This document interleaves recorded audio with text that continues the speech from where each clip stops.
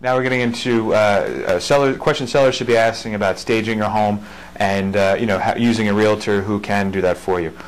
Basically, I've been certified as a certified luxury home marketing specialist, which is basically a staging certification.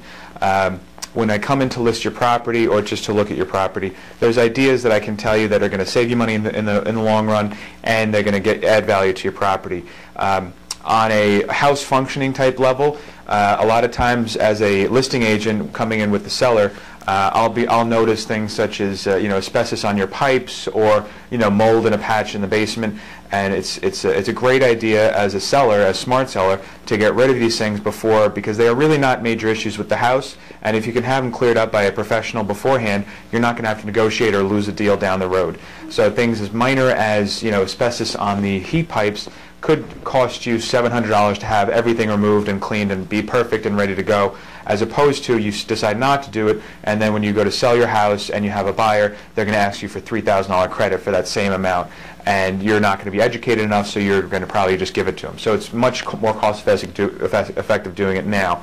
Other things that involve staging is basically, a lot of times with people downsizing and whatnot, big things are wallpaper, which is not as popular as it used to be, carpeting, which is not as popular as it used to be, and just the housing setup you want to look for.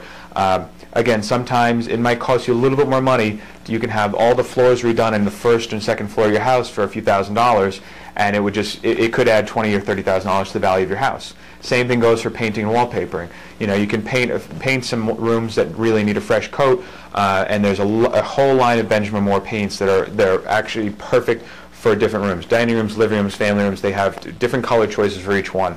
If you want to spend a little bit of money, you could be selling your house that you were going to sell for $750. You could be selling for $820 now because you spent $6,000 or $7,000 just doing basic stuff. If you have a dated kitchen and you don't want to spend the money, obviously that's a big expense. What you can do is you can get a couple of clearance stainless steel appliances from a clearance center like P.C. Richards, which would cost you minimal amount of money. You could put down a cheap ceramic tile on the floor, again, minimal amount of money, and one of the cheapest things to do is just to put new hardware on your cabinetry. All these things combined, you could do basically a kitchen that will look almost brand new, except for the fact that it doesn't have granite countertops, for $1,500 or $2,000. And again, that might add $10,000 onto the sales price of your home. With staging as well, it goes into the actual furniture setup of the house. It's something that you do not have to worry about. Basically, any listing that I get, when we come in with the professional photographers, they're professional from Manhattan, they do celebrities' homes, and they know how to do it. The photographers and I will actually physically go through your house.